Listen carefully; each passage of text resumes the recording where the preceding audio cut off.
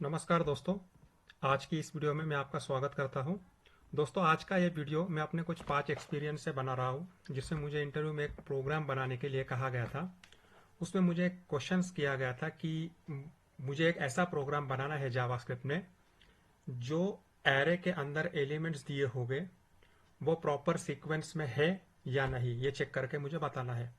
सो अगर वो array elements proper sequence में है, प्रॉपर ऑर्डर में है, तो मुझे बस मैसेज प्रिंट करना है success, elements are properly sequence. और अगर वो प्रॉपर सीक्वेंस में नहीं है तो मुझे मैसेज प्रिंट करना होगा कि fail, your elements is not proper sequence. So उसके लिए उन्होंने मुझे कुछ वैलिड डेटा समझाने के लिए दिया था और कुछ इनवैलिड डेटा भी दिया था। तो आइए देखते हैं वो वैलिड डेटा क्या है। तो जैसा कि आप देख रहे हैं, मैंने वो वैलिड डेटा आपके लिए पेंट में बनाया है। सो ये वैलिड डेटा है। सो यहाँ पर वैलिड डेटा के अंदर आपके एरे में ब्रैकेट्स हो गए, कुछ ओपनिंग ब्रैकेट्स हो गए, कुछ क्लोज ब्रैकेट्स हो गए। सो ब्रैकेट आप पे किसी भी तरह के हो सकते हैं, वो करली ब्रेस भी हो सकता है, पैरेंथेसिस भी हो सकता है, स्क्वायर ब्रैकेट भी हो सकता है, और HTML के जो टैग्स होते हैं लेस देन और ग्रेटर देन, वो टैग्स भी हो सकते हैं। सो अभी के लिए मैं जस्ट 2 ब्रैकेट का इस्तेमाल करता हूँ, ताकि आपको हमें क्या किस तरह का प्रोग्राम बनाना है वो एक समझ में आ जाए। तो जैसा कि आप देख रहे हैं, मेरा ये 3 डेटा, इस तरह का डेटा वैलिड माना जाएगा। तो जैसा कि आप देख रहे हैं, यहाँ पर ओपनिंग ब्रैकेट्स है, यहाँ पर ओपनिंग ब्रैकेट है चाइल्ड, और यहाँ पर फिर से उसका चाइल्ड ब्रैकेट है पैरेंथेसिस। तो ये पैरेंथेसिस क्लोज हो, पहले पैरेंथेसिस क्लोज होगा, फिर इस वाले पैरेंट का आपको थोड़ा हाईलाइट करके बता देता हूँ। तो जैसा कि आप यहाँ पर देख रहे हैं, ये वाला मेरा पहला पैरेंट, फिर उसका चाइल्ड, और फिर उसका सब चाइल्ड। ठीक है। सो मेरा क्लोज होते वक्त पहले ये वाला ब्रैकेट क्लोज होगा, फिर इस ओपनिंग के लिए ये वाला क्लोजिंग ब्रैकेट, और ये वाला क्लोज ब्रैकेट इसके लिए। सो ये प्रॉपर सीक्वेंस में है। सो ये वैलिड डेटा है। ठीक है। आइए बढ़ते हैं दूसरे वैलिड डेटा की तरफ। सो इस एग्जांपल में आपका पेरेंट ब्रैकेट ये है, फिर उसका चाइल्ड ब्रैकेट ये है, और फिर उसका चाइल्ड ब्रैकेट ये है। सो अब जबकि last child bracket opening bracket ये है, सो पहले ये वाला ब्रैकेट क्लोज होगा इसके लिए, फिर इसके लिए ये वाला ब्रैकेट, और फिर फाइनली पैरेंथेसिस के लिए पैरेंथेसिस ब्रैकेट क्लोज। सो ये भी मेरा एक वैलिड डेटा है। थर्ड वैलिड डेटा इस तरह का होगा कि मेरा ओपनिंग ब्रैकेट इस तरह से, और फिर उसका क्लोजिंग ब्रैकेट इस तरह से, फिर मेरा एक ओपनिंग ब्रैकेट आया, फिर उसका क्लोजिंग ब्रैकेट सेम ऑर्डर में ये भी।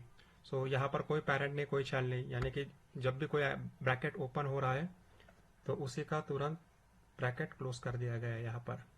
सो इस तरह से मेरा वैलिड डेटा होगा। अगर इस तरह से मेरे एरे एलिमेंट्स एरे में सॉर्ट हो गए तो वो एक प्रॉपर सीक्वेंस माना जाएगा या फिर प्रॉपर मैच माना जाएगा। अभी आते हैं कौन सा इनवैलिड डेटा है। सो फ्रेंड्स, आते हैं इनवैलिड डेटा की तरफ। जैसा कि आप देख रहे हैं, मेरे ब्रैकेट्स के लिए ये एक कपल हो गया, और सॉरी, जैसा कि आप देख रहे हैं, इस वाले इनवैलिड डेटा के लिए मेरा 2 ब्रैकेट के लिए कपलिंग है, एक इसके लिए और एक इसके लिए, बट ये वाले ब्रैकेट का क्लोजिंग ब्रैकेट कपलिंग नहीं है, यानी कि ये ऑड लेंथ है, इस एरे का लेंथ ऑड है।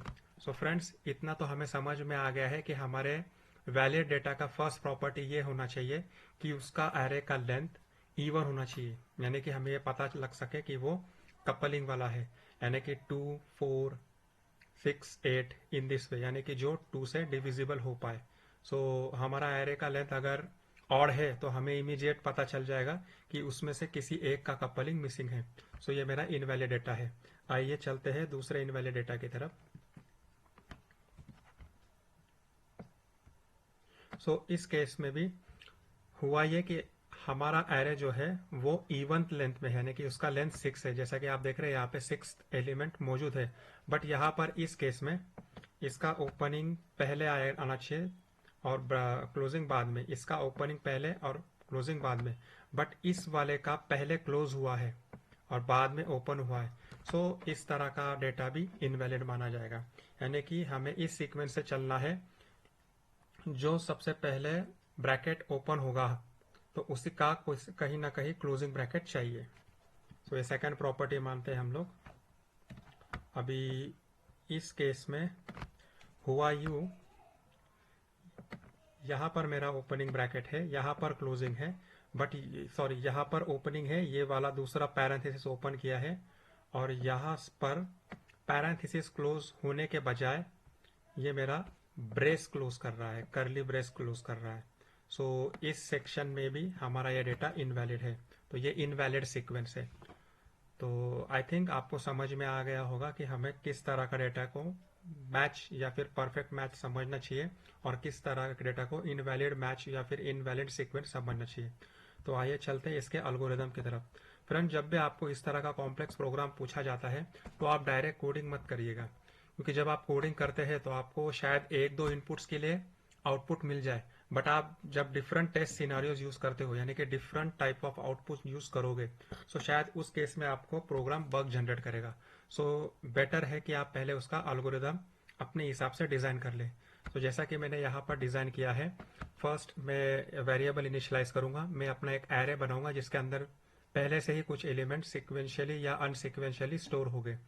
सो इस केस में मैं दो ही ब्रैकेट यूज करूंगा, कर्ली ब्रेस और पैरेंथेसिस, और मैं यहाँ पर दो एरे लूंगा। एक एरे होगा जिसमें सिर्फ और सिर्फ ओपनिंग ब्रैकेट्स के सीक्वेंस हो गए, और दूसरा एरे लूंगा जिसके अंदर क्लोज ब्रैकेट्स के सीक्वेंस हो गए। सो इस केस में मैं कर्ली ब्रेस और पैरेंथेसिस ओपन स्टोर किया हूँ, और इस केस में क्लोजिंग और पैरेंथेसिस और कर्ली ब्रेस स्टोर किया हूँ। सो यहाँ पर मैंने स्टैक मेमोरी एम्प्टी किया हूँ। यहाँ पर मैंने स्क्वायर ब्रैकेट भी लिए हैं, बट मैं आपको वीडियो के एंड में एक्सप्लेन करूंगा।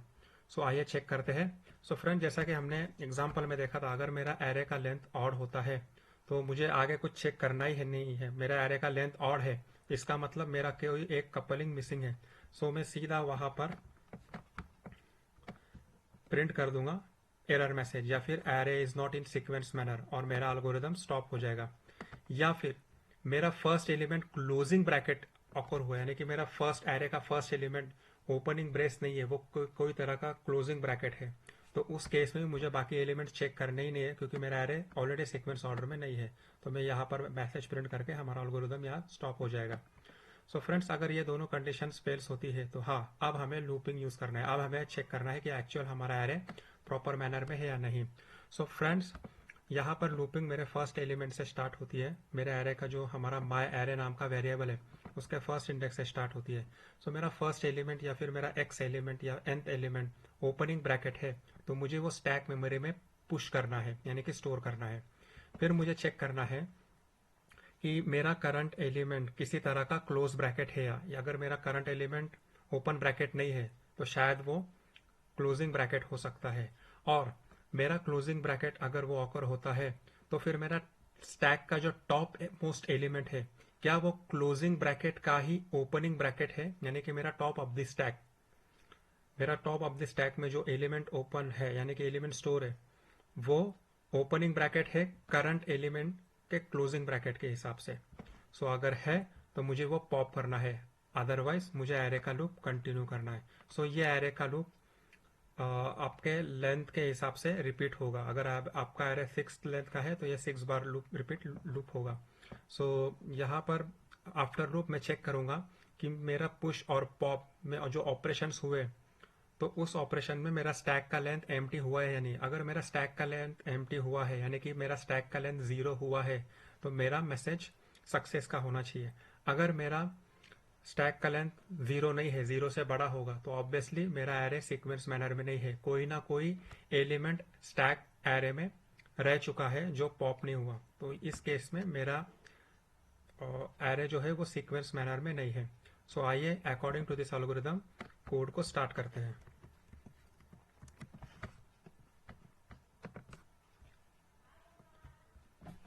तो फ्रेंड्स, यहाँ पर हमें जावास्क्रिप्ट का प्रोग्राम चूज करना है, जावास्क्रिप्ट, और यहाँ पर मैं अपने एरे को पेस्ट करता हूँ। जैसा कि मेरा एरे देख रहे हो आप, माई एरे, यहाँ पर मैंने ओपनिंग ब्रैकेट्स और क्लोजिंग ब्रैकेट्स के लिए भी ब्रैकेट्स दिए हुए हैं। तो फ्रेंड्स, इस केस में हमें चेक करना है according to algorithm.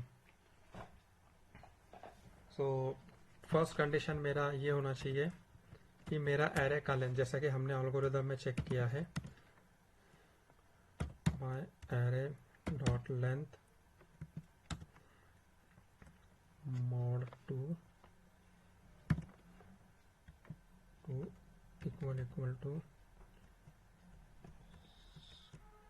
0 not equal to 0, या फिर close bracket dot includes my array first index. तो हमने यहाँ पर क्या चेक किया है दोस्तों कि मेरा एरे का लेंथ अगर ऑड है या फिर मेरा एरे का पहला एलिमेंट क्लोजिंग ब्रैकेट में से होगा, अगर ये दोनों में से कोई भी एलिमेंट मेरा एरे का फर्स्ट इंडेक्स में होगा तो मुझे प्रिंट करना है console dot log failed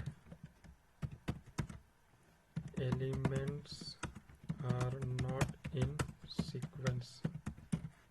okay, अगर दोस्तों मेरा पहला कंडीशन फेल्स हो जाता है तो हमें आप पूरे तरह से एरे को रिपीट करके घुमाना होगा। So my array dot map function हम लोग लूपिंग के लिए यूज करेंगे, आइटम इंडेक्स। तो इस केस में मुझे चेक करना है open brackets dot index of. दोस्तों इंडेक्स ऑफ फंक्शन का काम यह होता है कि वो आपको आपके एरे एलिमेंट का इंडेक्स वैल्यू निकाल कर देता है। सो अगर आपका वो आइटम आपके एरे में प्रिंट मौजूद होगा तो वो आपको 0 या 0 से बड़ा वाला नंबर रिटर्न करेगा। सो अगर हमें ओपनिंग ब्रैकेट मिलता है हमारे करंट आइटम में तो वो 0 या 0 से बड़ा होगा। सो अगर जब ये कंडीशन ट्रू होती है तो हमें स्टैक के अंदर वो पुश करना है।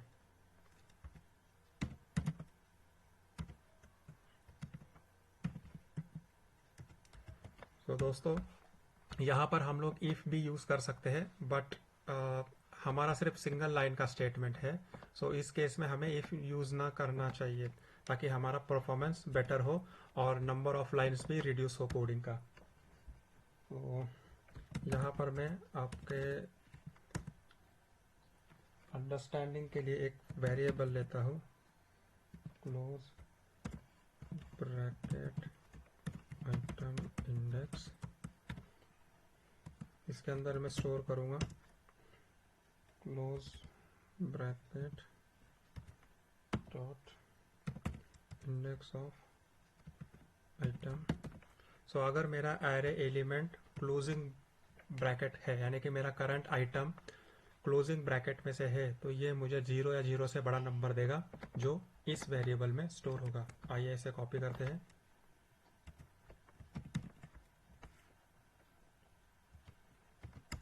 अगर मुझे 0 या 0 से बड़ा नंबर मिला तो इसका मतलब मेरा आपका करंट एलिमेंट जो है वो क्लोजिंग ब्रैकेट है, और मुझे यह चेक करना है कि ओपनिंग ब्रैकेट का जो इंडेक्स वाला आइटम है वो मेरा स्टैक का टॉप है या नहीं। Equal to stack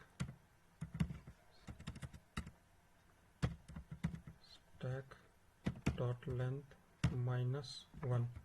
so friends ये वाला लाइन आपके एरे को पुश करेगा, स्टैक डॉट पॉप। सो ये वाला लाइन जो है, ये वाला। तो फ्रेंड्स इस लाइन का मतलब ये है कि अगर आपका ब्रैकेट क्लोजिंग ब्रैकेट है, यानी कि आपका ये जो लूप घूम रहा है इसमें हर लूप के आइटम के लिए ये आइटम वेरिएबल है। अगर आपका करंट आइटम क्लोजिंग ब्रैकेट में से है सो उसका आइटम इंडेक्स 0 या 0 से बड़ा आ जाएगा, और आपका क्लोजिंग ब्रैकेट जिस इंडेक्स पे है, जैसे कि यहाँ पर इंडेक्स 1 पे क्लोजिंग ब्रैकेट है तो इंडेक्स 1 पर ही ओपनिंग ब्रैकेट भी है ओपन ब्रैकेट्स के एरे में। सो ये यहाँ पे इक्विवेलेंसी चेक कर रहा है किस टाइप का क्लोजिंग ब्रैकेट्स आपका करंटली है। सो अगर वो आपका उसका opening bracket top of the stack है तो आपको वो पॉप करना चाहिए, तो फिर इस केस में वो पॉप होगा। सो फाइनली दोस्तों यहाँ पर आपका लूप खत्म होता है। अब यहाँ पे हमें एक वेरिएबल लेना है जो हमारा मैसेज प्रिंट करे बेस्ड ऑन द कंडीशन। सो यहाँ पर कंडीशन होगा अगर स्टैक का लेंथ आपका, जैसे कि दोस्तों पुश और पॉप दोनों फंक्शंस ऐड और पॉप के लिए यूज़ हो रहे हैं यहाँ पर, तो उसका लेंथ भी वैरी होगा। अगर वो लेंथ आपका 0 आता है, इसका मतलब आपका एलिमेंट सीक्वेंस ऑर्डर में है।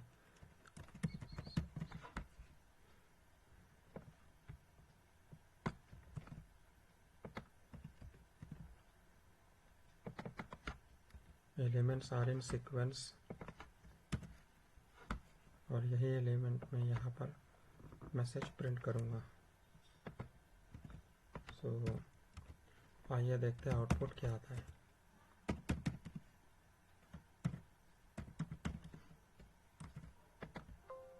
सो प्रोग्राम सेव करते हैं, एरे सीक्वेंस डॉट JS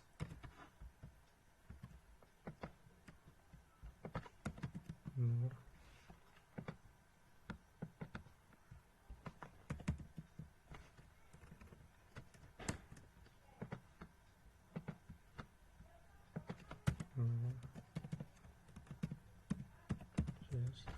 सो हमारे एलिमेंट सीक्वेंस ऑर्डर में है। सो आइए हम लोग थोड़ा पैटर्न चेंज करते हैं। जैसा कि मैंने कहा कि ऑड एलिमेंट के लिए, ऑड लेंथ के लिए वो मैसेज फेल का प्रिंट करना चाहिए। सो यहाँ पे आप देख रहे हैं, यहाँ पर मेरा मैसेज एलिमेंट्स फेल का प्रिंट कर रहा है, एलिमेंट्स आर नॉट सीक्वेंस। सो यहाँ पर इसको एक और अनसीक्वेंस वाला बनाते हैं। अब मेरा एरे का लेंथ इवन ऑर्डर में है, but element not in proper sequence. तो यहाँ पर भी मैसेज मुझे बराबर दे रहा है। सो इस केस में मैं यहाँ पर ब्रैकेट्स ऐड करता हूँ, और यहाँ पर मैं स्क्वायर ब्रैकेट ऐड करता हूँ, और यहाँ पर मैं इस तरह का हटा देता हूँ। सो फ्रेंड्स, जैसा कि मेरे 2 नए ब्रैकेट्स ऐड हुए हैं, तो मुझे उसके ओपनिंग और क्लोज ब्रैकेट्स भी ऐड करने चाहिए। सो यहाँ पर मैंने ओपनिंग ब्रैकेट डाला, स्क्वायर ब्रैकेट, और यहाँ पर ओपन टैग। सिमिलरली मुझे वही इंडेक्स पे उनका क्लोजिंग ऐड करना होगा। सो आइए देखते हैं प्रॉपर सीक्वेंस में है या नहीं। So elements are in sequence order. So जैसा कि आप देख रहे हो, अलग अलग ब्रैकेट्स में भी हम लोग ये प्रोग्राम का आउटपुट एज पर एक्सपेक्टेशन कर रहे हैं। सो फ्रेंड्स, आज की वीडियो में बस इतना ही। आपको हमारा वीडियो कैसा लगा प्लीज़ हमें कमेंट सेक्शन में बताइए।